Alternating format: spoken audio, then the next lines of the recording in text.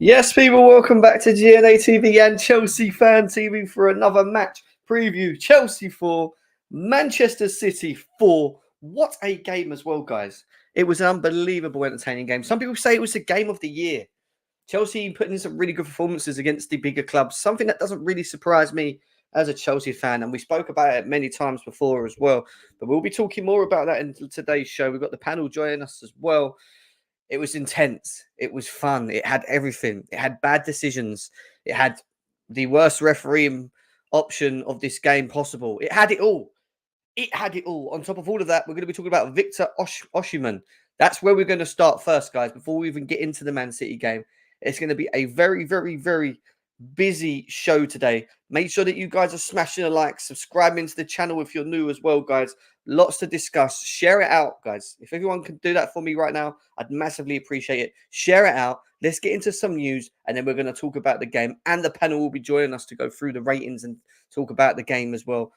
Before we move forward, let's cue that intro.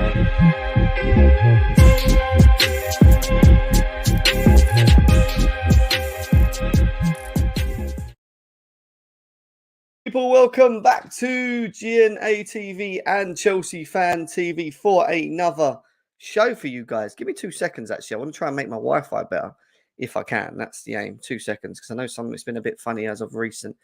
Yeah, let me disconnect. Oh, cancel that. Sorry, why did I do that? What have I done here? Cancel! How you all doing, guys? I hope you're all good, man. Nearly over 70 of you guys here already. If you can, guys, keep smashing the likes. We've got a big show today.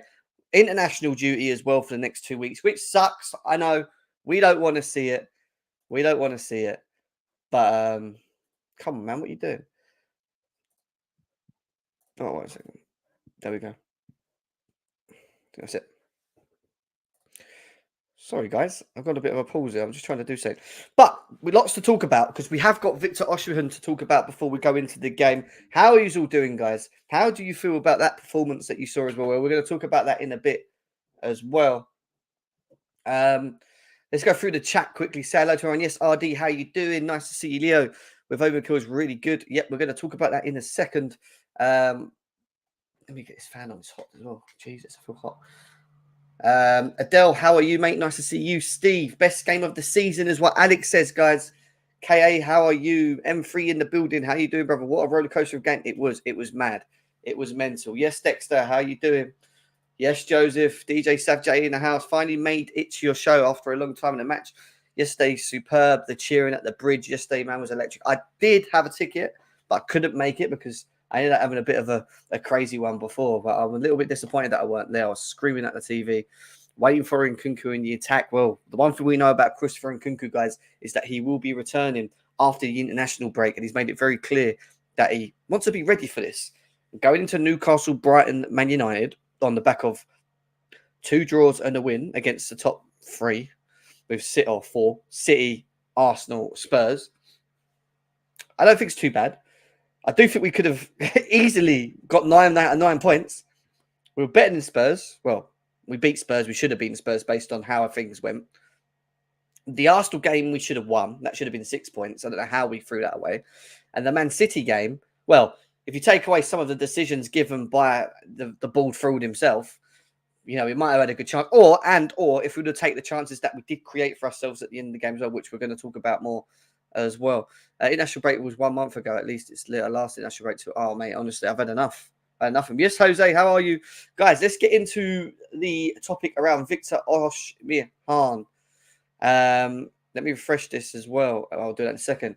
So he's had an interview today with John Obi Mikel, which, as we all know, he is one of Chelsea's great players. I wouldn't say legends, but for me, one of the greats, hands down, at our club for what a job he did at the club and how he done it. I don't think there's many players like him in the game today. He goes on about leaving Napoli, but when the offer came from Saudi, it was a huge one, big one. It was difficult to reject. I decided to stay. Actually, he decided to stay, and then he goes on to say it was a crazy bid. He was literally wowed by it. And then John Obi Mikel gets into more detail about his next move in the summer. We all know that he's planning to leave Napoli in the summer as well. So Mr. Agent John Obi Mikel says, next season, I know you're going to come to Chelsea, man. I'm telling you, I'm going to be the agent to broker that deal. I'm going to make sure that happens. We are crying out for someone like you since Drogba left the club. How do we feel about that, guys? And obviously, I've not seen his response to that. And it should have had his response to that. I don't know if there is a response. Let's have a quick look.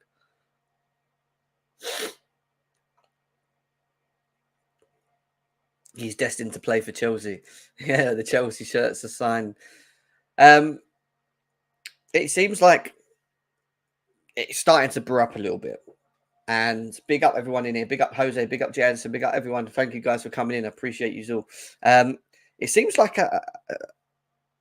like the pressure's starting to build. And he goes on to his next comments, which we're going to go on to in a second, where he goes on about having two clubs that he likes, Chelsea and Man United. Many Chelsea fans, friends are Chelsea fans, and a few are Man United. And that's where it goes to saying, obviously, Agent Mikel, what's going on here, mate? Hey, what have you done? What is this? That's it, yeah. So I have, and then he goes on to say, I don't have a favourite Premier League team, but I have two jerseys, Chelsea and Man United. Many friends of mine are Chelsea fans. Few are Man United fans. The Premier League is the most appreciated league by African player. It's a huge league. But why I feel Chelsea are in front of Manchester United on this is the African core that we've had in the past. Obi Mikel, Michael Essien, Didier Drogba, Samuel Eto'o. Now, these are some of the biggest, or if the biggest names in African football, by far, when you could talk about. The club has been built around having top African players at it. And in them early stages, when obviously people like Victor Osimhen were growing up, we wouldn't be shocked that most of them, or the majority of them, supported Chelsea. So this is a really good chance for Chelsea to maybe strike a deal in the summer for an actual striker. Is he the perfect striker for us? Is another story. Does he fit what we're trying to do? Would he be effective? Would he score enough goals? Do we create enough? Yes. Would he be very good up front right now? Potentially. I need to look at and watch him a little bit more myself. I.e. on his movements and stuff like that, and how he creates space for himself. But I know a lot of Chelsea fans that have been watching Victor Osimhen think that he's the guy. You know, he's the guy that we need to have. Big up Gem at all. It won't be a straightforward deal. There will be a lot of teams coming for him, but just remember this, guys. The players do have very strong stances or decisions on where they want to go. And obviously, Napoli are not the easiest to deal with, but we've dealt with them in the past. Obviously, we signed Koulibaly, managed to get him across the line. This is another one where I feel we could get it done. We could get it done with the right people around it. And if someone like Obi Mikel, Didier Drogba gets in the ear of this player and pushes it, then maybe we've got even more chance to get a deal done for him.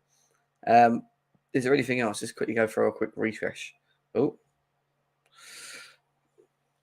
no. But if we go to, let's quickly go to here for a second because the timeline is booming with it at the moment.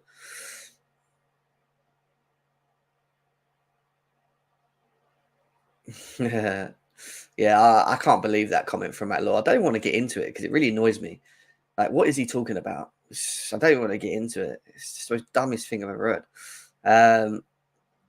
Oh, where are we? Oh, Jesus. Where is it? I've been seeing more comments on it. I'm trying to find more comments on it, but obviously not. The comments are dried up. The comments are dried up, guys. Yeah, so how do you guys feel about the idea of Victor Osimhen coming to Chelsea? I think it would be a good signing for us. Don't get me wrong. We do need a clinical striker. That's the one thing I think we can all agree on. We need to have a striker that can come in and be effective and, step up and take the chances that we need. Is Jackson the right man? A lot of Chelsea fans feeling maybe not, and, when it comes to Jackson, and we'll stick to strikers at the moment before we get into anything. Obviously, we've got the game to talk about in a second as well. There was a tweet from Alan Shearer about Jackson. And it goes on to say that Jackson, I agree, I was critical of his lack of movement a few weeks ago. Well, I got a text from Chelsea to say that they didn't think it was over the top and they have been working on they've been working on one or two things in and around that. He was a lot better today, and obviously fully full of confidence. And his hat trick earlier in the season, earlier in the week, and that showed again today. Well, you know, we're going to talk about players individually more. We'll talk about Jackson now, and then we'll go into player ratings and talk about the overall game. But I still thought he wasn't great.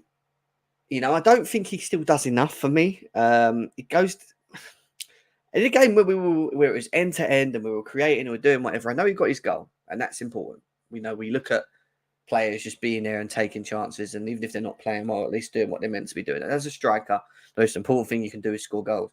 But when you look at his overall game, his movements, his running, and what he could do more, he still doesn't do enough for me off the ball. You know, he's not really great at reading the game. He's not really great at making the correct runs. He made one very good run, which opened up Brower the space, an opportunity. But in all fairness, if Brower wasn't on the pitch, I don't think anyone would have filled that space. And that's my point. I don't think he has the natural instincts of a movement of a striker in the box. I think he still needs to work on that. You know, he also needs to work on his shooting in front of goal. I think we can all admit that as well. But on the back of it, he still has, 7 goals now, is it? Or 6 goals. You know, and all right, a lot of them came against Spurs. But goals bring confidence. Confidence then shines through. And I hope that when Christopher Nkunku comes back into the team, you will see more. You will see more of a better Jackson. And I've said this before: the difference of having Nkunku next to Jackson is very important, because what Nkunku does very well, which kind of hides Jackson's weaknesses. And I know we haven't seen a lot of, but I'm going on what I saw in pre-season and why I now can see why it works out better with him than without him, is that Nkunku's got this natural way of finding the space and arriving in the positions. And what he does very well with someone like Jackson is he plays very close to the striker. And I've got a feeling when Nkunku comes back, that if he doesn't play up front, he'll play off the left. And if he's playing off the left, he will then operate in more of an inverted forward, which means he will then find himself arriving into the middle, but in the pockets that Jackson won't find himself in. Why that makes Jackson more effective is that when Jackson comes deep, he then doesn't got to worry about being the furthest man forward in the box. And then Nkunku's the kind of guy that will, as a killer, and we know him as a killer, who will, when the balls are wide, operate the spaces in the box. His movement's very good. He'll make space for himself, etc. Jackson, on the other hand, doesn't do that as much. So that kind of takes the pressure away from him as a striker to not be the focal point in the box with his movement. And may work, because if it doesn't find Nkunku and Jackson's at the edge of the box or coming into it and he's just arriving in, it might work out better for him both moving working forward. But I do think that Jackson works better when he has someone around him that can operate the spaces better than him. That's just my opinion of when I watch him. Do you know what I mean? And we'll see. Yes, True Blue, how are we doing? Hope you're well, Jansen. Big up to Jansen, man. Always. Come on, my boy. How are you, man? Nice to see you, bro.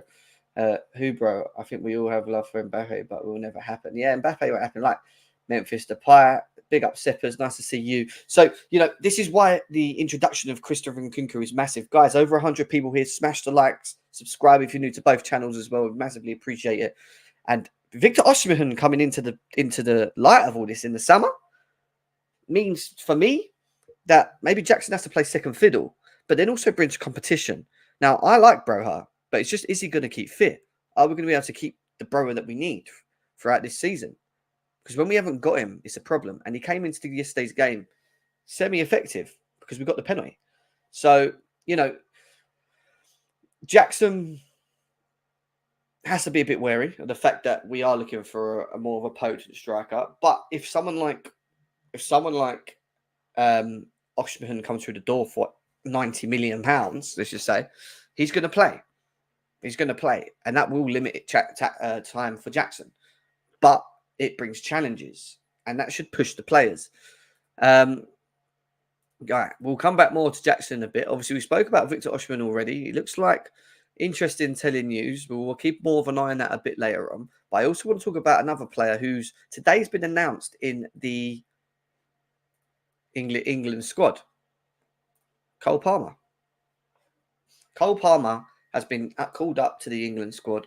Nothing more than well deserved. And the only other thing that wasn't fair in our whole thing was Sterling not going. Sterling's been awesome. How Sterling doesn't walk into the England team right now confuses me, because I don't think Rashford's playing that well. Foden's not really playing well. Grealish can't even start because Doku's took his position. Why ain't Sterling in that? Why? How is Sterling in this form, not in this team? But I ain't going to complain. I ain't going to complain. Because like Reece James, I don't want them to go. I want them to rest. I want them to recharge. And I want them to be fresh coming into the next part of a busy season coming into December. Cole Palmer's been called up because of his performances, and he's well deserved it. But he has been class in the last couple of games. He brings something that we haven't got, which is another spark and creativity. His dribbling ability and the way he's moved, the way he's read the game. The guy is so mature for his age, and he's still so young. You know, he takes things. He knows when to release the ball. He knows when to. The majority of the time, when to hold the ball and try and bring players into the game. Like his overall understanding of the game is amazing, and you can only thank his progression to City and how he's become as a player. He's been around top players. He's played around with top players. But I've got a feeling that City are a little bit hard done by the fact that he left them, and you can see that clearly in his game. You can clearly see that in his game as well. Cole Palmer was ice. He really, really was. Oh, mate, we ain't got time for Arsenal fans. Go and just chill somewhere else, bro, man. Literally, like, I ain't got time for it. Let us just concentrate on what we're doing, man. Stop worrying about Chelsea. I know we're still best club in London, but don't let it bother you, mate. Cole is who we thought Kai would be. Well, I think they're very different still. Not going to lie. I still think they're different. Why? I don't get why are Arsenal fans so bothered about us all the time? Why are they? Why are you guys so bothered about what we do? You know, like their IQ is very low as well. They always say, you're 10th, you spent $1 billion. You're 10th, you spent $1 billion. They don't actually think, well, actually, if they win the next 2 games, they'll be 6th. Oh. Shit, maybe they're not that far behind. Maybe we shouldn't talk too much yet. You know what I mean? Like, but it makes me laugh. It makes me laugh because they were 8th. How many times? Just saying, you guys are still. Does it matter? Does it matter? We played 11 games. Do you know what I mean? Like they're so affected. They're so effective. I love it. They're so affected by us. And do you know what? I love it because the reason they come in that chat is because they're actually worried about us. They all predicted that we were going to fuck up this period. All the rivals are Chelsea in trouble. They can't even beat Brentford at home. They're going to lose to Spurs. They're going to lose to us because we're Arsenal, the best team in the world. And we're going to lose to Man City. But guess what? We beat Spurs. We should have beat Arsenal because Arsenal was shit. And they had their best team out on paper. And their first shot was Declan Rice in the 70th minute, thanks to Sanchez. And Man City, we still could have won that game quite comfortably as well if certain decisions didn't go against us and we took our chances. But still, hey-o. It is what it is, man. It is what it is. We just move. Good luck to yous, man. Come back to me when you win a trophy. I don't know where you got a picture of a trophy anyway. You wasn't even born when you won it. You wasn't even born. Yes, Chelsea SW6, how are you? It was fantastic performance, so much positive energy. Sterling and Palmer were magnificent, same as Silva. I think the team will go upward levels. Yesterday was rocking. Savage was rocking too as well. We need to play our part, and that's massive. Chelsea SW6, big up to you. Nice to see you, and I agree. We do need to play. You know, we do need to play our part and get in behind this young team because some of the performances that they've shown us of recent are ones that we can be proud of as Chelsea fans because we're moving in the right direction. Or in a very short space of time. If we can continue being consistent with that and introducing Kunku and Lavia on top of what we're doing, I feel like we can be even more effective. We're not far away from getting ourselves back up there anyway, even in 10th. You look at the points decisions, the point gap between us and where Tottenham are, I think it's 10 points. But to get to 6th is 6 points. It's not doable for Chelsea. We just need to be a bit more consistent and beat the lesser teams and work out how to break down low blocks. And once we can do that, we can be more effective. And I do think having the likes of Christopher and Kunku coming back in the team, that fingers crossed, with the confidence that we've got around and the creativity we've got now, that we can do that. But Poch needs to make sure he sets us up correctly. And that's on him. He has to set us up correctly in these games. Yeah, Victor Osimhen's got about 130 million release clause. He will cost, I don't think it's pounds, I think it's euros. So I think he would cost about 100 mil.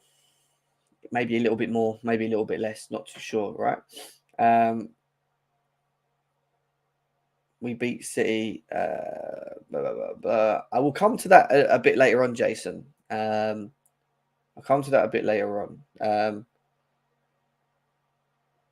Arsenal celebrating. I know, but that's what they do. They celebrate second place, but they don't win shit. Yes, Dusty Rhodes. How you doing, man? Nice to see you. How are you? I think we're going in a good direction. We just need some time together. We're building something which will be unstoppable. I hope so. Fingers crossed. I'm watching the second half right now. I'd watch it again. What a game, honestly. Guys, don't even entertain the Arsenal fans. They're irrelevant still. Until they win something, they shouldn't even be in it. What are they celebrating? What they even got to celebrate? There's nothing to celebrate. They haven't won anything. Bottling the league last season? Is that all they can celebrate?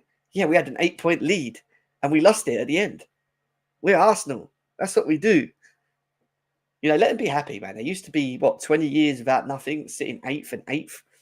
You know, now they've got, 2 seasons potentially of being in the Champions League after not being it for over, 8 years?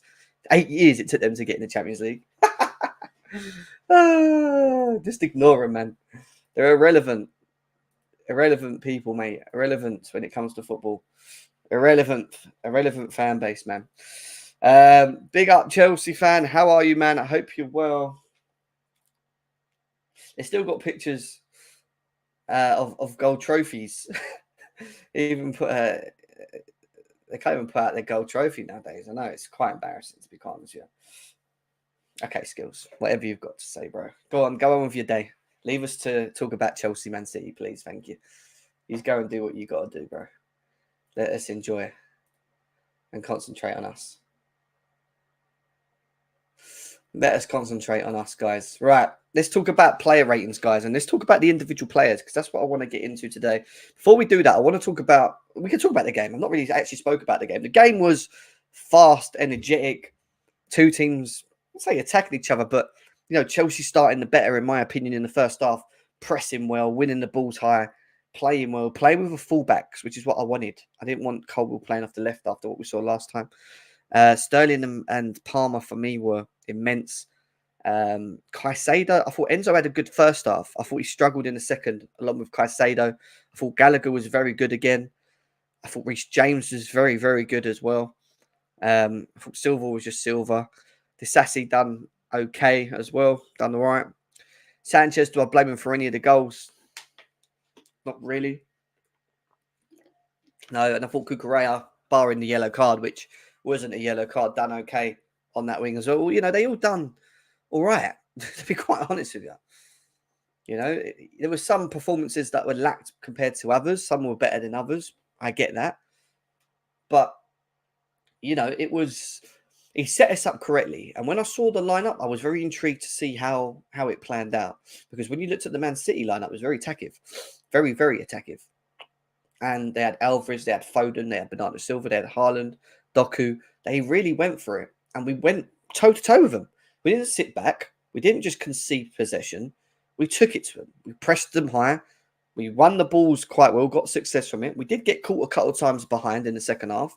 They started opening us up. And the difference really and truly, not only was it the ball fraud and his decision-making, but it was also still, for me, when they move forward, they've got the players to hurt you. When we move forward, we've got players that can hurt you. We just don't know whether we're going to finish still. And like Sterling stepped up and Palmer stepped up yesterday and Jackson. But I know how good Nkunku is. I don't even have to worry about that. But, it was a good performance. I thought this first half was better than the second. We sort of grew back into the game after winning behind. We were losing, then drawing, then winning, then drawing, then losing, then drawing. It was just crazy. It was too much going on. And on top of that, I do think that Anthony Taylor had an absolute nightmare of a game.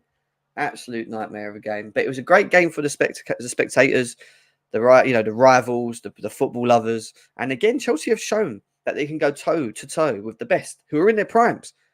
Tottenham, Arsenal, City in their prime, the champions and best team in the world, went toe to toe with them.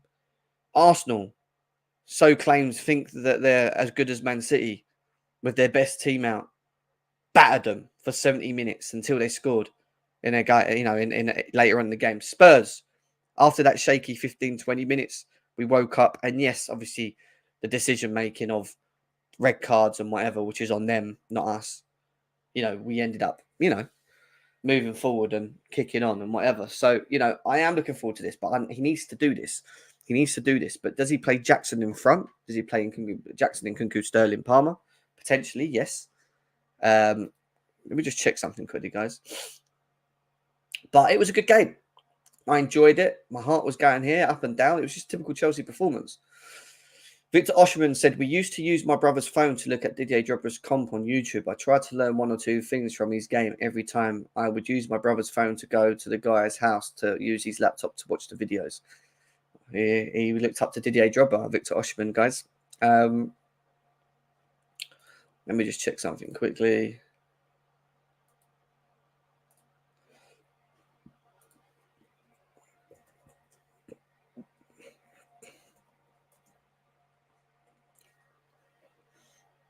Yeah, so, it was good. And we'll go through the ratings now. We'll start with Sanchez. I don't blame him for any of the goals. I thought he was very good with the ball at his feet.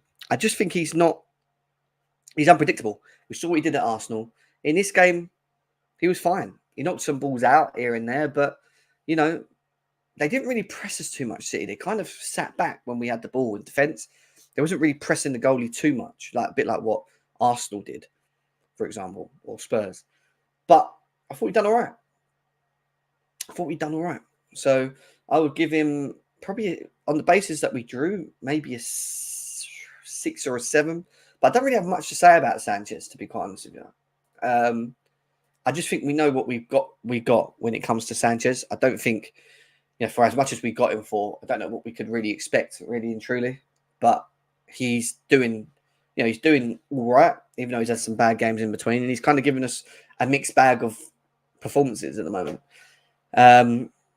Cucurella. Now, this guy got a lot of stick last season, and rightly so, because he wasn't good enough, and he's understanding of what he's doing. But under Poch, he seems to be a completely different player. He's winning tackles.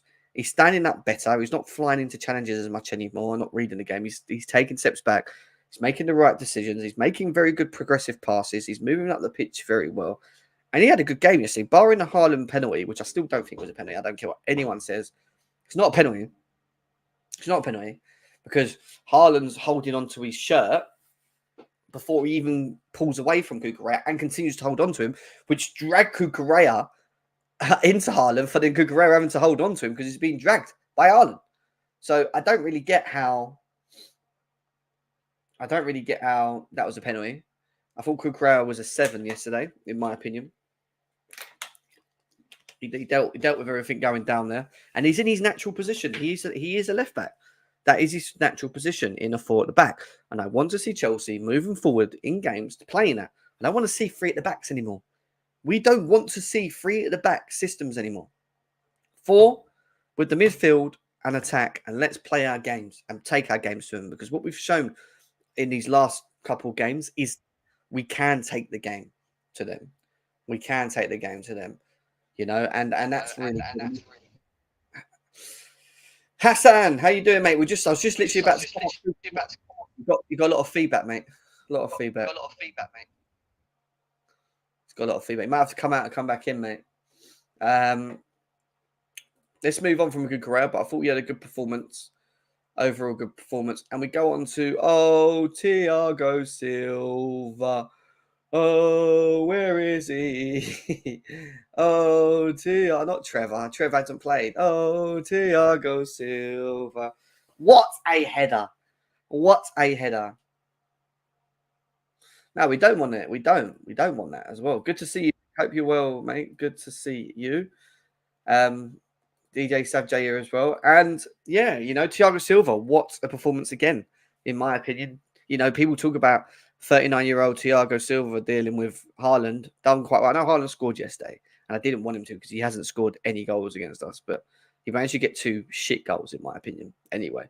But overall, I thought he was fine. You know, people blame him for the goal with the deflection. Should he stuck his foot out? I think that's just natural. Sometimes they just, I think he's done that, not noticing like how powerful the shot was. And if you look, it kind of like bends his foot back, and that's where obviously it then goes flying into the bottom corner. And yes, it was frustrating. And yes, you go, oh, why did he put his foot out?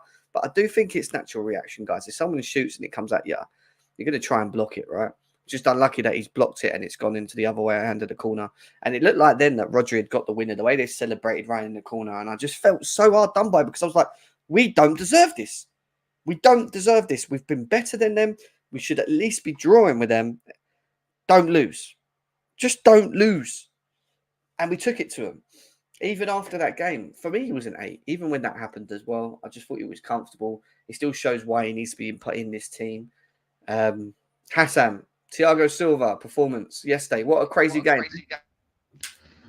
Crazy game, Jim. And I hope there's no feedback coming through. But it's just like what you said, man. I just thought that as soon as that Rodri goal went in, I was like, oh my God, we can't lose now after all that. And but credit to the players, man. They came back and they came back well. And it's just funny to see that Chelsea kind of match the opposition level in a sense. Like, we play against a low block team, we struggle and we do this and that. But then we go against the Liverpools, the Cities, the Arsenal, and we just end up turning up against them. And yeah, I mean, that game could have gone either way. I think looking back on it and thinking objectively, a draw was the best result out of this. And I didn't really expect much at the start, but what a performance by the players, the midfielders, and our defender Thiago Silva as well. I think he had a quite solid game. And what you said before earlier, I know a defender's natural reaction or instinctive reaction is to put their foot in, or to put their body on the line. And it is what it is when it comes to them sort of deflections and them sort of goals. But yeah, it's just a crazy game. And it's just weird, man, that we have had like 2 back-to-back sort of like all-time classics, you would say. And it's a great confidence boost for the lads going into the next couple of games, because let's be honest, we thought that we weren't going to get anything out of City, and we should have won that game. And fair play to the lads, really. What's your thoughts on Disasi yesterday? Because again, he's another one that everyone's a bit, not sure on. But what was your thoughts? Disasi, I'm not too sure with him myself, but I don't know. There's a lot of mixed opinions about him, and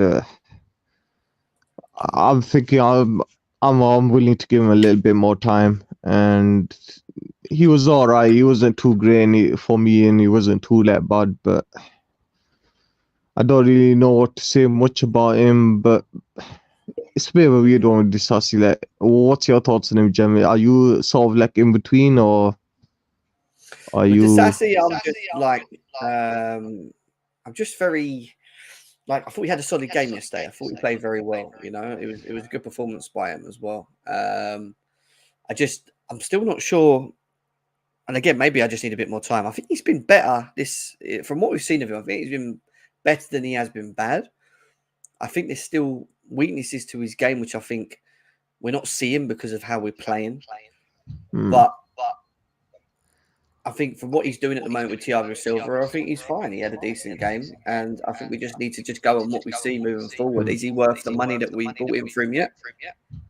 We'll see. I still think there's more time to be seen. It's early doors, but for someone that's just come into the Premier League from the from the French league in their first season, I always tend to give players at least a season. But he's definitely started very well. And I think we just need to just see how he goes on for the rest of the season. And I was going to say, he likes to, of course, just to add on to that, he likes to play them sort of long balls in a sense, and he just either misplaces the pass and stuff like that. But I just feel like he's trying to adjust the league and the intensity of the league. And at Chelsea, let's be honest, you're not really going to get that sort of time and that sort of time to adjust. He's got a lot of like pressure and demand upon him. And yeah, I mean, once the whole squad is back and once Body Shield starts to come in, hopefully he takes the place and releases that bit of pressure on Disasi. Because right now, like, especially with the fan base, there is a lot of mixed controversy around him, whether he's actually even good enough to be in the squad. Yeah, 100%. And then there's Reece James, who had a very tricky game up against Doku. Just dealt with him very well, strong, quick, got up at the other end of the pitch, played balls quickly in, created the goal for Sterling. You know, he's just, when he's fit and he's playing and he's ready and he's injury free, his quality is just, he just raises the level of this team for me. Like when he's on it and he's playing in the Reece James that we know off that wing, I don't think most people can deal with that. You know, and it's just about keeping him fit. And we've got great options now with Gusto on the bench as well. Like, but when Reece James is fit, he plays. And Doku's not an easy player to play against. He's played very well this season. He's contributed to a lot for Man City so far. You'd speak to them and they'd say that he's, you know, they would think that he'd have a good go at James. But I thought James managed him very well. I thought he was strong. I thought we you could say pocketed him very well, limited him to hardly anything in many ways. And yeah, it's just, you know, we're managing him and I like that. We're not leaving him on for 90 minutes. We play him for 60, 70. We take him off. We throw Gusto on. We just make sure that we keep protecting him. And that's important. Protect the players that keep coming back from injury. If we can just, and I pray to the Lord, that we can just have one period or half a season where no one gets injured and everyone's fit. I want to see it. Because that's when we can start judging Poch properly. Because then I'll be able to watch and see what he's doing, how he's setting up, all the options that he has available, what he does moving forward, how he picks his best team, you know. But he was unreal. He was a beast. He's, you know, for me, he's just, yeah, madness. I mean, Hassan, Reece James. There's so much to talk about him in a positive manner. I think he's an all-round package going forward and defending as well. Against Stocko as well, who is no easy opponent, and he's arguably one of City's strongest attackers and probably one of City's most dangerous attackers alongside with Alvarez. But down that right flank, he had him in his pocket throughout that game, and what a player he is. The only problem is like you said, his legs are made of glass. After 3-4 games, you're just worried whether or not he's going to actually pick up an injury. But it's a good thing we have someone like Malo Gusto, he's not far off of Reece James in terms of abilities, but he's got a bit of a way to go. But you can see why Reece James and why the fans want him week in, week out. Personally, I wasn't too much of a fan of rushing him back in, but he's proven to play off, and I'm more of a merit-based person, but if Reece James is putting these type of performances, I can't really say no. And how many assists did he get yesterday? Like 2? He set up like 2 goals, something like that. Yeah, I think it was 1, wasn't it? Yeah, I think it was 2, something like that. Someone said it. Last time I checked the stats, but what a player, man! On his day, he's arguably our most dangerous attacker when he goes forward, and it's a good thing to have him back. But like what we said before, it's all about managing him and keeping him fit throughout the rest of the season. I think he'll be one of the key differences alongside Sterling to get top 4 or top 5 even. 100%. And then we move into the midfield, and there was a lot of mixed bags on the midfield performances, and it would be good to obviously really talk about midfield. I think our midfield this season has been overall right. I think it's always been the 3, Enzo, Gallagher, Caicedo, based on limited options, barring Leslie, who's obviously not going to get as many games. But obviously Romeo Lavia is on his way back, and I think he returns with Nkunku on the back of internationals. But there's one player that's made it very hard for maybe the decision makings of Poch now moving forward, which we're going to talk about in a bit. But I want to talk about Moises Caicedo and his performance yesterday. I thought he struggled, and it's unusual because you know the quality's there. He was very, very good against Spurs, by the way, in my opinion. I think he was very underlooked at how good his performance was. I thought he was very good. And I don't think he was that bad in the first half of this game. I just think the second half, he kind of was making the wrong passes. He was just rushing, didn't find the right positions in the midfield, looked a little bit lost slightly.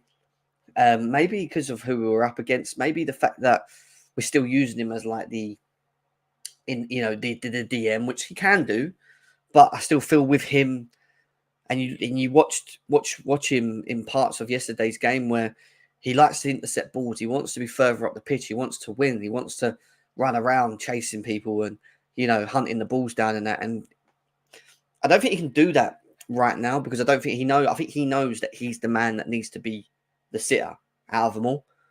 And it kind of hinders him from doing that. So I think it's the fact that we ask him to sit back a lot. But with a Lavia or someone next to him, potentially, if we look to go down that route, you will see a more further forward Moises Caicedo pressing with a Gallagher or an Enzo. But in yesterday's game, I thought the first half was okay. The second half wasn't great. I'd probably give him a 5, if I'm being honest with you.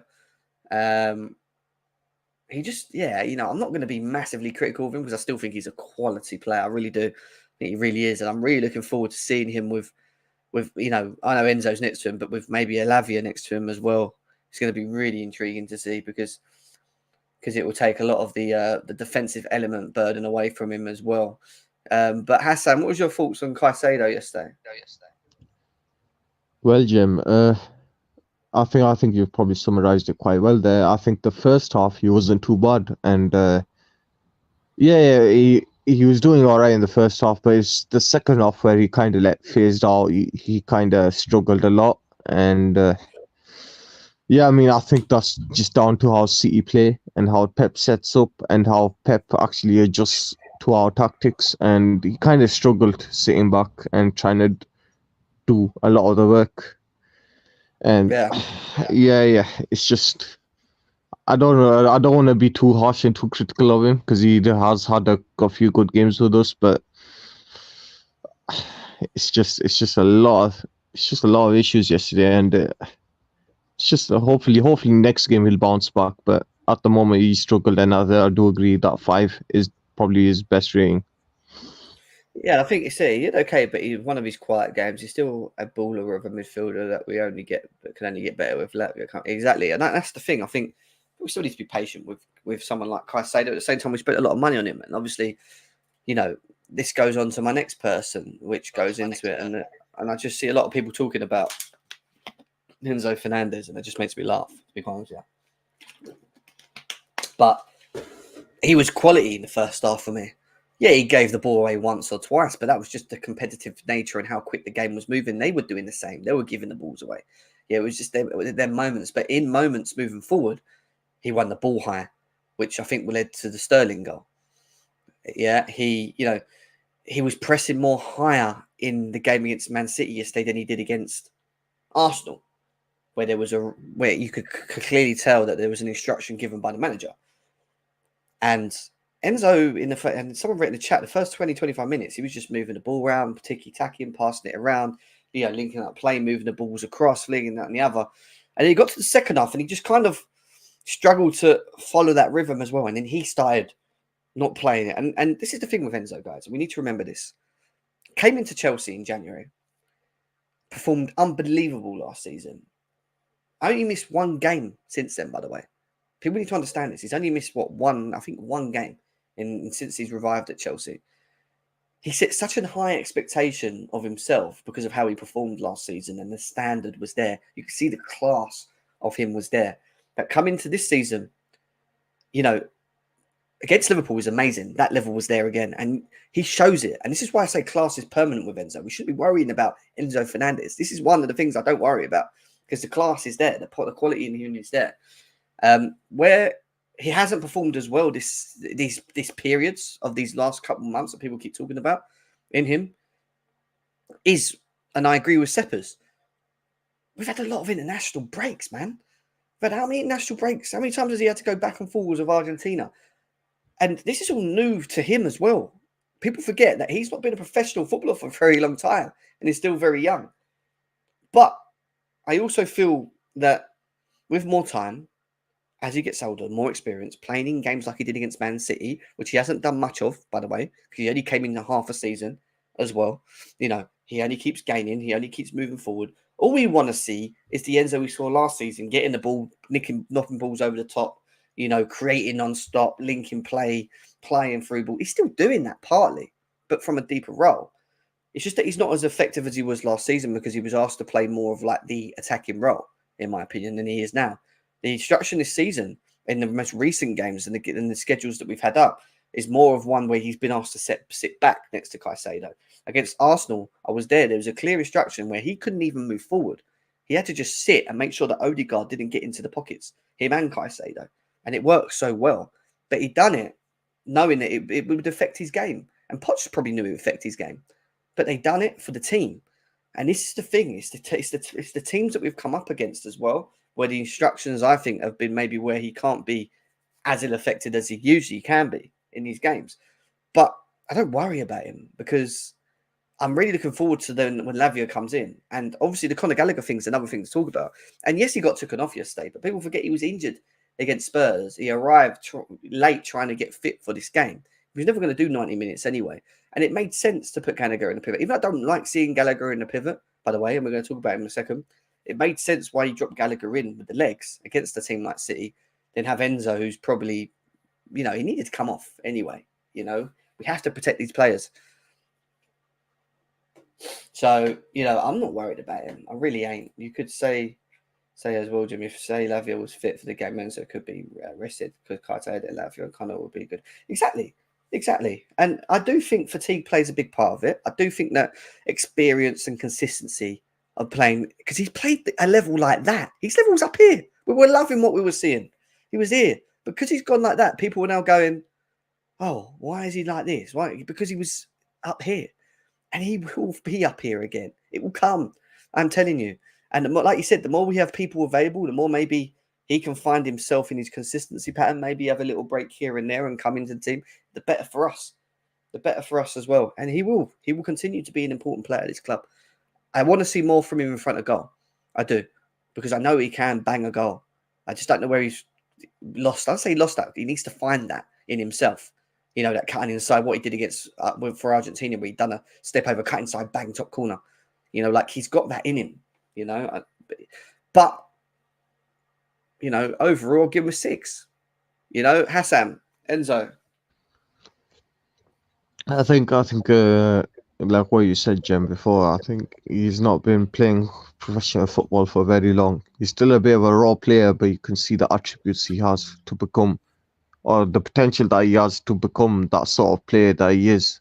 The player that can find the striker with the ball to his feet, picking it over the top. And when he first came in with how long ago was it? Less than 24 hours. You had to rush into essentially go in and perform. And he performed on his debut with the Man of the Match performance. And yeah, it's just a lot. I think he's had a lot of things to do and a lot of positions that he has played that he's not familiar to. Like, he had to play as a 6 once or as a 10, and them sort of positions are not his favorite position. And the problem is go on, sorry, Jim. No, I want to see a Lavia sitting with a Caicedo and an Enzo in the 8s. That's what I want to see. Yeah, I think that's what we all want to see, so we can actually judge him properly. And yeah, I mean, I get what the other side of the fan base is, the criticism is. I think with their sort of logic and how they see as this, with price comes with expectations. But the problem was that Enzo, as much as people want to criticize Enzo, there's a lot of times where he actually has pinged over the ball over the top and the striker completely missed it, or it's been robbed. The chance went begging. And yeah, I mean, I think with Enzo, I think time will come. I think he'll develop as long as he's under Poch, and Poch is one of them development type of managers, or development type of coaches, I should say. He will excel, and hopefully he will be the player that we've paid for and the potential that we saw. But the game like yesterday, he wasn't the Enzo that we know, but he wasn't too bad. So I think 6 was a perfect rating for him. And I think one player that's made it very hard for all of them is a player that we all said we should sell at the beginning of the season. And by God, has his transformation from where he was there to now changed under a manager like Poch. You've got to give it to him. He's performing very well. And it's Conor Gallagher. It's the understanding of the movements with the ball, where to find himself in position, the hunting down, which he naturally has anyway, and winning the balls from deep. and then helping us move up the pitch. He's now even releasing the balls better. Before, it used to annoy me is he used to pick the ball up and take too long and then just do something stupid. Now he gets the ball, he looks up, he plays the balls, and he plays the balls quickly forward. Or, he spreads the ball left, he spreads the ball right, and he's got the capacity of being able to do long range, a bit like Enzo, which I didn't realise he could do. He's playing balls left and right comfortably. He's playing the balls through the middle. He presses high. He's made it really hard because in theory, he should be a bench player, in my opinion. But Poch loves him. Poch loves everything he brings. And that's the real thing right now. And I don't moan about it because I want this. I want a very good Conor Gallagher because then now the Enzos and the Caicedos and when Lavia comes back in, they all have to perform to their level because now this boy is performing to a level, a level that we never thought he could perform to. And he's being consistent, which is the other thing. My only issue with Conor Gallagher still isn't these games. For these games, Gallagher's perfect. Arsenal, Spurs, City. Perfect. Do we need Gallagher when we're playing against low blocks? That's the question. Do you want Gallagher as your furthest player forward in the 10? Probably not still, in my opinion. He works hard off the ball and wins the balls. But when you've got the ball and you're dominating possession and you're trying to break teams down, I'm not too sure he's the player I want in that pocket. I'd probably go over Cole Palmer and I'd probably take him off the pitch completely and have Enzo behind Palmer with Caicedo. When we're playing against low blocks, we don't even have to have Lavia on the pitch, but then you could switch it and you could take an Enzo off and throw Lavia on or a Gallagher on, that's, and I'm not saying it to be horrible to him. People were like, oh no, I'm not. He's proved me wrong with his performances. Well done. Been very good, and he's been consistent. However, I'm still not sure if he's the right type of player attribute wise to have against low block teams. But yesterday in them games, look at him, he's everywhere. He's important massively. Does all of the hard work we need, and he's good with the ball. I mean, I'll give him an 8.5. I thought he was very good yesterday. Really good. I mean, Hassan, Gallagher. What a player he has been, and there's been a lot of critics about him over the start of the season, whether or not, even though he's been playing well, there's still criticism of or question marks to whether we sell or not. And if I put it bluntly, and if I be brutally honest here, he's arguably or probably is our best midfielder out of the three. And he's, like what you said before, he's made it extremely difficult when it comes to these big games to drop him. And Jem, this is coming from me, and I'm being brutally honest with you. If it came to dropping one of the three when it comes to these sort of big games, it's either going to have to be Enzo or Caicedo if you're going to put Lavia in. Because, look at the performance. It's been consistent, and what a play he is for me is arguably one of the man of the matches, and he's up there with Palm and the rest as contenders for the man of the matches. And you got to give him flowers the way you do. You got to give him flowers, should I say? And yeah, he's been winning the balls, and he's just turned into a complete different midfielder. There's nothing much more to say than Conor Gallagher is doing what he does best, running around and tackling, but in a positive manner, because he's actually getting the ball further up the pitch.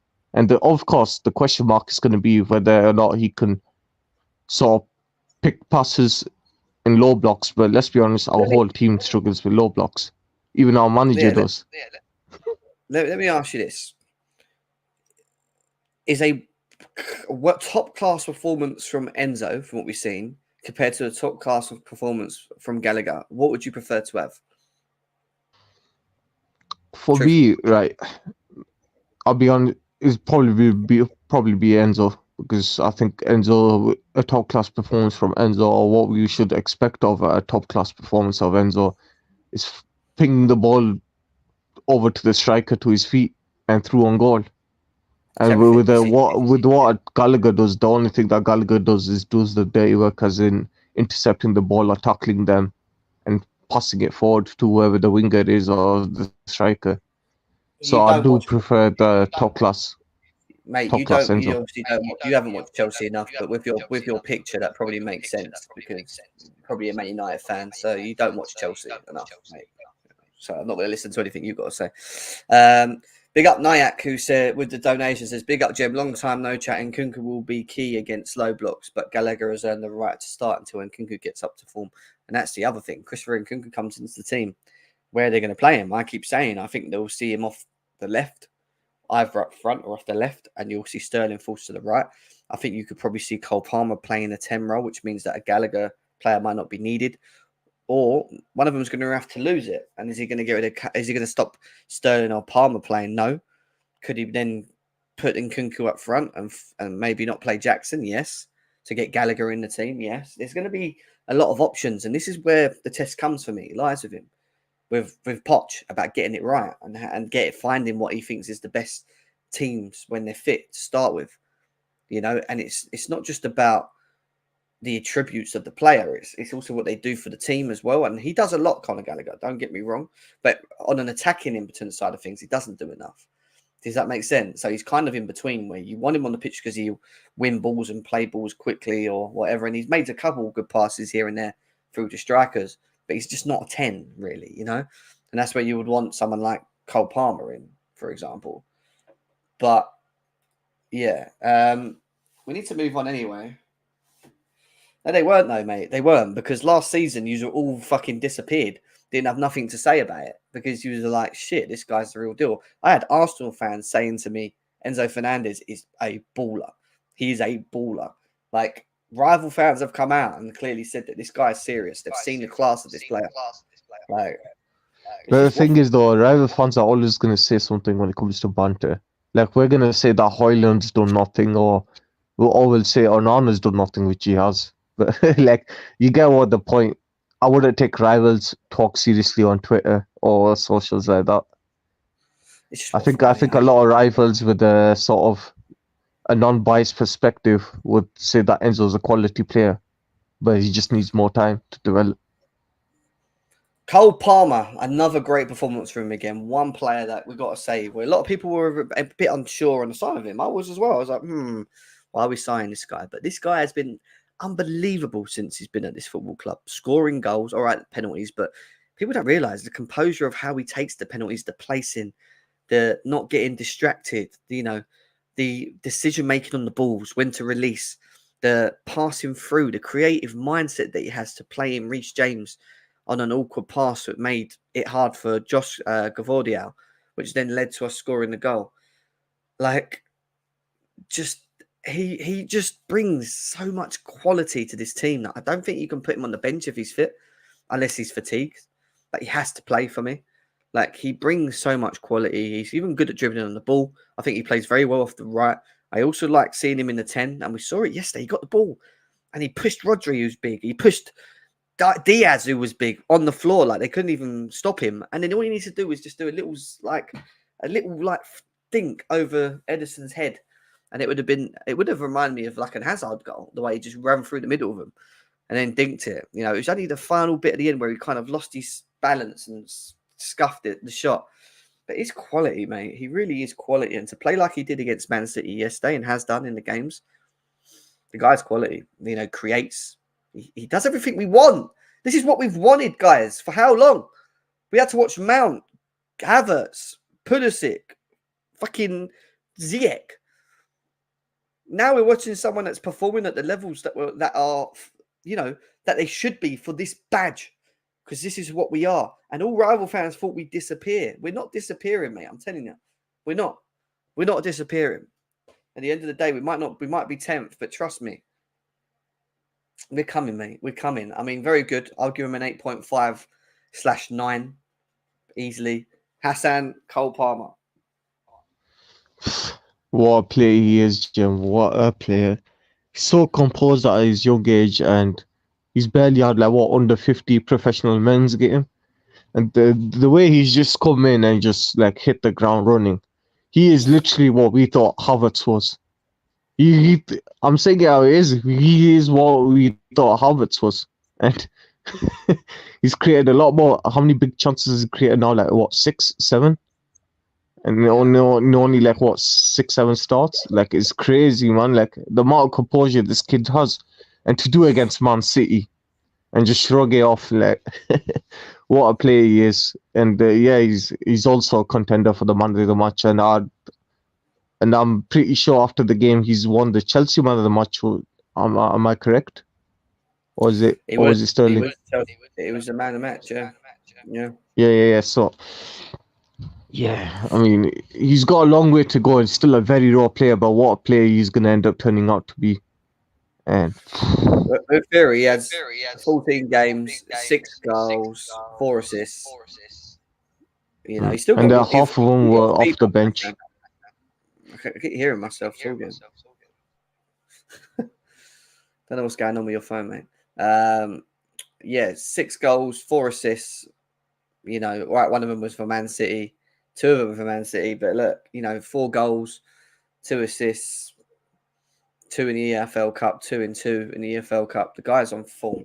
He's on form. He's scoring. He's contributing, and it's what we need. It's what we need. Going away from him, I want to go to where is he? Where are you? Raheem Sterling. Now, this is one player I want to talk about because I feel that there was a lot of Chelsea fans digging about this player. Wasn't happy about the performances of this player, and rightly so, by the way, because last season he was pathetic. He was shocking. He even said himself how bad he was. And I always said I feel like we need to give him another season. You know, he's earning a lot of money, but we need to give him a season. This season is a completely different Raheem Sterling. Completely different Raheem Sterling. He's dribbling. He's direct. He looks quick. He looks really quick. He's scoring, which is something we brought him in to do, contributing to goals. He's creating. All right, he still has them moments where he's really annoying, where he runs through and his decision-making of passing shit. I just think that's just Sterling. But everything else in his game has been unbelievable. Running in behind. He made Kyle Walker look shocking yesterday. He really made him look really bad. And he was nutmegging people. He was shimmering people. He's strong. He was holding the ball up off them. They couldn't get the ball off him. He was winning tackles in our midfield. He was getting back and helping the team. He done everything yesterday. He was so good yesterday. It was unbelievable. But he's been very good for a little while. And I've been saying it. People say, well, no, he's not been that consistent sometimes. No, he's been good. You know, he's easy for me up there as one of the top 3 performers at Chelsea this season so far. And he's doing it. And with an Nkunku next to him, where he's not holding the full responsibility of always scoring and maybe has more space to occupy as well and be more effective. All I'm going to say is that not only Nkunku going to love that, but he's going to love having that. You know, especially if Nkunku's on the left and he's on the right and Palmer's in the middle and Jackson's up front in these low blocks. It's serious. It's serious. I'm telling you now, that is serious. You know, and we should be scoring more goals with that. But he was very good yesterday. For me, it was another 9, 8.59, same as Cole Palmer. They were my 2 man of the matches yesterday, the 2 ex-Man City players. They both scored goals as well. Tap him, but this is what he does. He arrives in the pockets, in the boxes perfectly. And he's now timing his runs a bit better as well. And he was just very good yesterday for me. Hassan, Sterling. Like what you said, Jem. On his day, this guy is unplayable, and against Man City, he has a lot of things. Yeah, of course, him and Pep had probably a lot of arguments behind the scenes and stuff. So this game, he had a lot to prove, and a lot to prove to City why they should have sold him or why Pep should have kept him and played him. And what a player he turned out to be, man. A lot of critics at the start of the season, they were all saying during pre-season, right at the start, saying that Sterling was the odd man out. Sterling was this. He wasn't linking up play properly and he was slowing down the passage of play. And yeah, there was genuinely a lot of critics. And whenever we lose games, Sterling seems to be the guy that gets scapegoated because he's the most experienced player out of the bunch. And I think besides Thiago Silva, is like one of the oldest in the squad. And yeah, what a performance he's done. He's cut it in and out. He's been, rather than trying to outpace Walker, he dribbled past him, skinned a couple of City players, and was just unlucky not to get a couple of goals yesterday. And of course, Sterling will do what he does. Like, he'll frustrate you at times. He'll misplace a pass, or he'll take too long dribbling and fall down.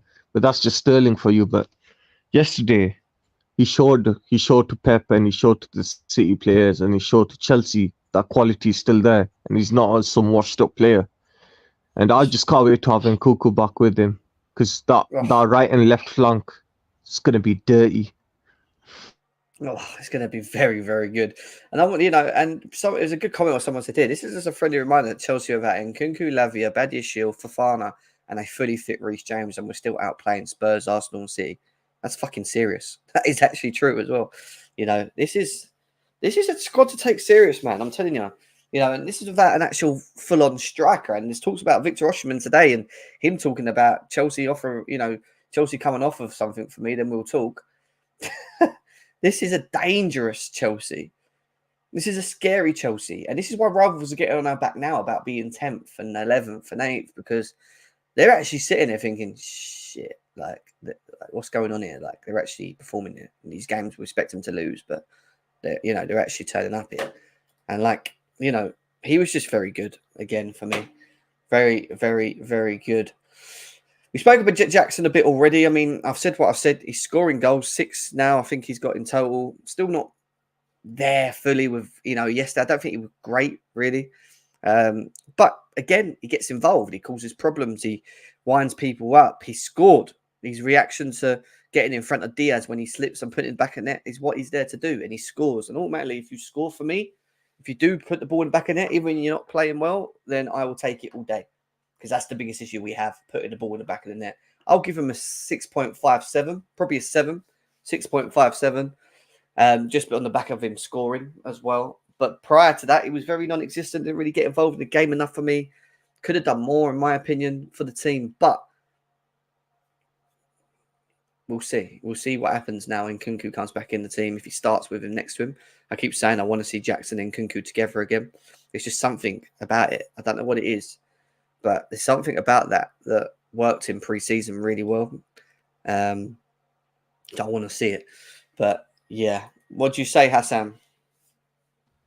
I mean, to be honest, during the game, there wasn't really much to talk about him off the ball, because, City just kept him a lot quiet. But I'm just glad that he actually has got to the right place at the right time when Gallagher took that shot and he just deflected and he just came in to pounce on it. And that's what strikers should do, even though it's a frustrating game. Run behind the ball or run behind the line and just keep going towards the ball and try to at least get a chance or get to the end of it. And yeah, I mean, there's not really much to talk about him yesterday. And 6.57, yeah, he's done his job. But yeah, as long as he keeps this momentum going, as long as there's this confidence, because what Chelsea lacks right now is a striker that has some sort of confidence. And of course, before the hat-trick and before yesterday's goal, Nicolas Jackson seemed down and out, and he seemed to struggle a lot. And yeah, now he just seems like his old self, really. Just before he came to us, when he was scoring 7 goals in 8 games or something like that, or 8 games in 11 appearances. And that's what we need, really. We need this momentum to keep going, and we really need Jackson in his in his best form against these next couple of games. Nkunku last night with the pictures of what we would say is a pending emote. He's coming. And, here we go is what people say. Everyone's looking so forward to this. And, yeah, it will be this. It will be this eventually. And, Jesus. It's the way Sterling's playing at the moment as well. If he can continue that when Nkunku's back as well. And I don't really think, Nkunku's going to need a bit of time to find his fitness, guys, and sharpness. We all know that. But when it comes to the killer instinct, he doesn't need sharpness. He knows where the goal is. He knows where to find himself in positions. It's just about maybe his match sharpness, and how many minutes he's going to get. But these two on the pitch, together with a Cole Palmer as well, creating, Jesus. He's coming in at the right time as well, December, the busiest period. He's going to get sharpness very quickly. We need to get him fit quickly, and we need him to play quickly. And we're going to look at the fixtures in a second. But I am so looking forward to this. I really am. We need this. This is what we need, and he needs to. I've not spoke about Poch much yet, but he needs to himself. You know, look at him celebrating.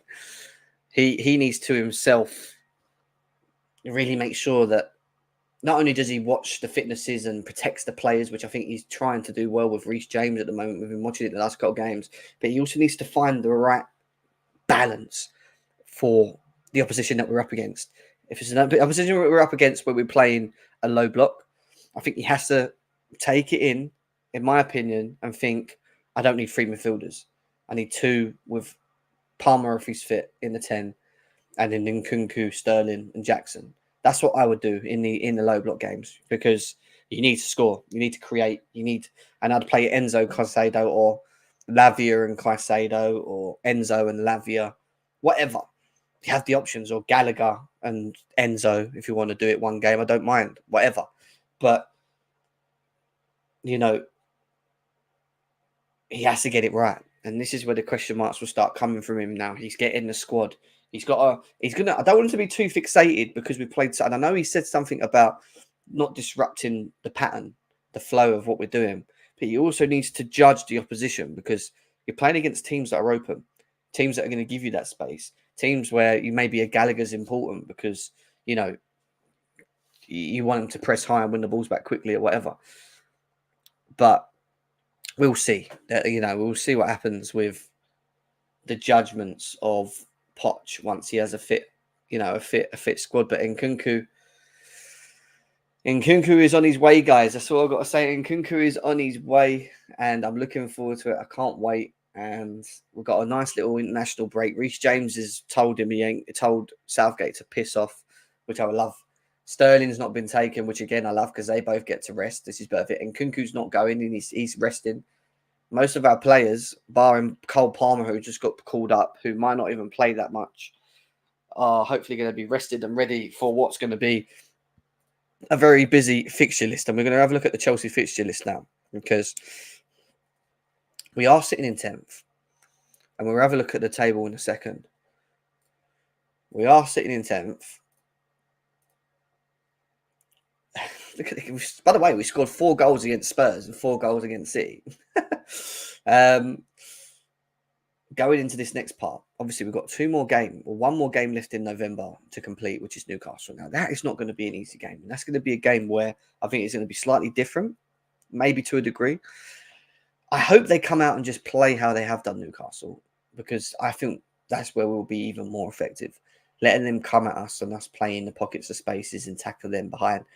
I got a feeling they're going to play a 4-5-1 and just sit back and play on the counter. And it's not going to be an easy game. That definitely not going to be an easy game. But worth watching. I don't know why it's on a Saturday at 3:00. What an awful time to put that game on. That should be like a 4:00 kickoff. The fuck's that about? And then we'll go into December, and December's the period where I'll say things get easier, but things get, we should be putting wins. And when you look at Brighton at home, which is going to be challenging because we know how Brighton play, they're not easy to play against, but the space that they leave operating, I think we can win that. Man United away, they're not good at home. I'm looking forward to the game. No more ball draws anymore. They will come out and attack us, hurt them hard on form. Like we've played against Man City and Arsenal. We play like that, we beat Man United. I'm telling you now, we will beat that Man United team if we play the way that we've played against Man City, with an Nkunku back in the team. Even worse for them, I'll tell you that. And then it's Everton, Sheffield United. They're the next 2 games where, all right, Everton away is tricky, but they're not the same Everton. We should be winning them games. Sheffield United at home, I expect a W all day. Then we've got Newcastle in the quarterfinal at home. That's not an easy game.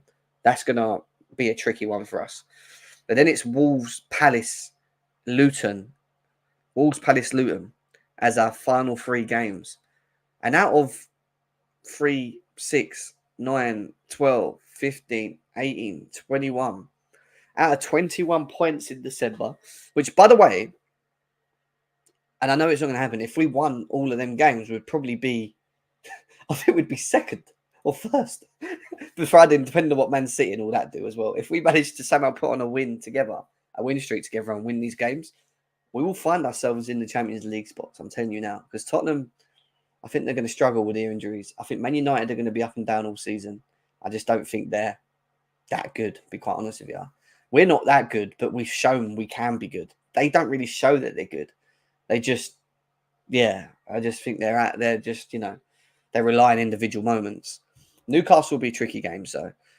But I expect us to go and get, some serious points in this period, and we have to. And by the end of December, we'll come back at the end of that and we'll sit and we'll talk about the position that we find ourselves in them games. And if you look at the table at the moment, guys, people go, yeah, but you're 10th. Look at the points, guys. Our last recent run of forms, we only lost 1 game in 5. I know we haven't won any at home in 14, and we need to change that. And I think we will eventually. But 2 draws, 2 wins, and a loss is a lot better. And then you look at what's in front of us. 3 points in 1 game from catch us up with Brighton, depending on if they lose or whatever. I mean, our goal difference is a little bit better than them. Another 6 points, depending on what goes on that above us, So in theory, we're what? 6 points. We're 10 points behind Tottenham in 4th. We're 9 points away from getting UCL qualification because 5th is the minimum. Because of coefficient. Exactly. Okay, so you have to finish in the top 5 to be in the UCL. Yeah, it's coefficient because we won the UCL. Whoever's going to be 4th is going to get knocked off. So Spurs is 4th. Okay. Makes it even more interesting. That's why Bowley said get top 5. And Egg Bowley, look.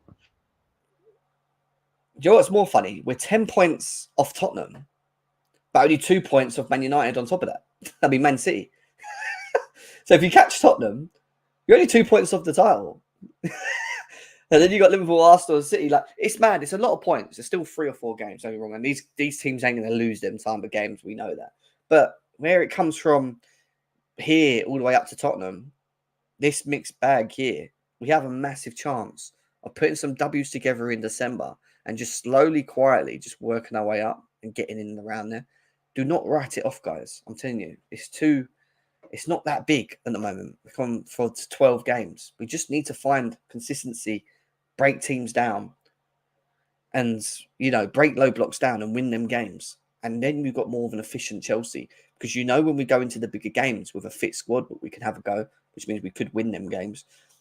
But beating low blocks at home and breaking them down, and winning them games more consistently because we've got the qualities to do that now and the players to put the balls in the back of the net when we create, because we do create, we create enough, is going to be the difference to a different Chelsea.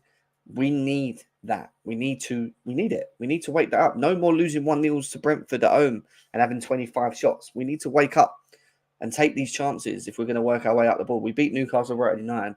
Exactly. It's a lot. And do you know what I mean, Hassan? We're not miles away from getting there. Are we really? We just need to be more efficient against the low blocks.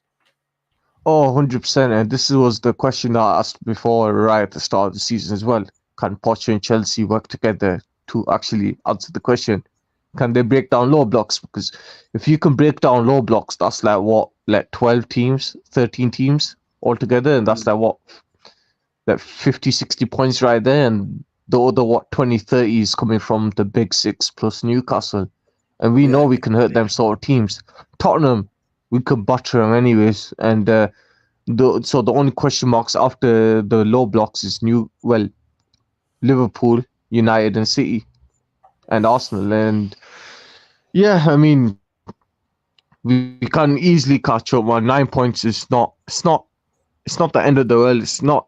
I know it's going to be difficult because it's still a 9-point gap and you have to rely on them dropping the points. But we've got arguably probably the easiest run after United game.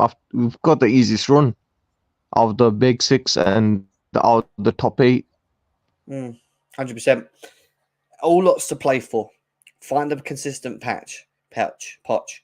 Work out how to break low blocks. Playing the right systems, the right teams in the right games. Work it out. We have the squad to do it. I'm telling you, we have a fit enough. If we can get everyone fit and available, we have a squad available to do it, even without a striker at the moment. A proper striker. We can do it. We can do it until summer. We can get ourselves in the Champions League position, but we need to start winning these low block games, and we need to see a consistent pattern in what we've seen recently. perform, none of this drop off, none of this thing, get the job done, move forward. And that's how we've got to look at it. But we'll see. We're going to the international break, guys. We will do a review of the Chelsea season. That will come on at one point this week. Not this week. This week. Maybe at the end of the week, Thursday, Friday. I'm thinking of doing a season review show, talking about the games we've played up to this point, where we find ourselves. We're going to get a panel and we're going to go through it all. Make sure you're there for that. That'll be a big show. Talking about individual players' as performances up to this point as well. Lots to get into. I want to thank Hassan for being here as well. Big up to Hassan as well. Bit of a quiet one today. Unfortunately, I thought we'd have most of the panel in, but not today. We will be back. We'll be back, guys. We'll be back very soon, later in the week, for the season review to entertain you guys before Chelsea and Newcastle next week. And then we'll do a Chelsea and Newcastle talk as well. I did see the Kovacic celebrating, which was quite interesting as well. The fan fist pump. But yeah, big up to you guys. Big love. Take care of yourselves. See you in a bit. Peace, guys. Take care.